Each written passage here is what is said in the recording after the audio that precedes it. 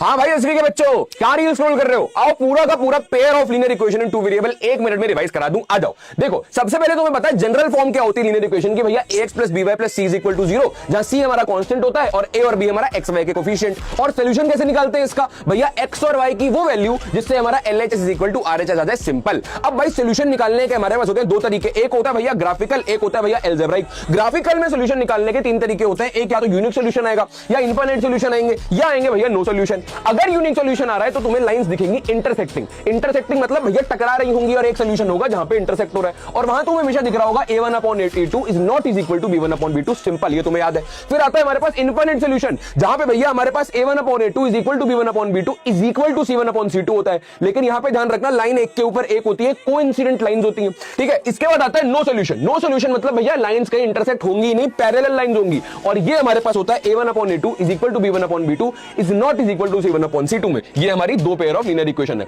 ठीक है। अब एक चीज पता होनी चाहिए भैया, जहां पे सोल्यूशन आ रहा है वो होगा कंसिस्टेंट, यहां पे मैंने लिख रखा है, जहां पे नहीं आ रहा वो होगा इनकंसिस्टेंट। खत्म तुम्हारा ग्राफ। अब फटाफट आ जाओ एल्जेब्राइक मेथड पे। यहां पे होते हैं दो मेथड, एक भैया सब्स्टिट्यूशन, एक भैया एलिमिनेशन। सब्स्टिट्यूशन में क्या करना है, x की वैल्यू पहली इक्वेशन से निकालनी है, जैसे यहां 6 - 3y निकली है, दूसरे में डालनी है, तुम्हारे पास वेरिएबल की वैल्यू आ जाएगी, उसको किसी भी इक्वेशन में डाल देना, आंसर तुम्हारे पास। एलिमिनेशन के अंदर क्या करना है भैया, दोनों इक्वेशन को प्लस या माइनस करके एक वेरिएबल गायब करना है, चाहे ऊपर नीचे किसी इक्वेशन को किसी नंबर से मल्टीप्लाई करना पड़े, कर करके अपना एक वेरिएबल गायब कर देना, दूसरे वेरिएबल की वैल्यू आ जाएगी, उसको वापस डाल देना, तुम्हारा एलिमिनेशन भी समाप्त। लो भाई, चैप्टर रिवाइज हो गया, अगले चैप्टर में मिलते हैं।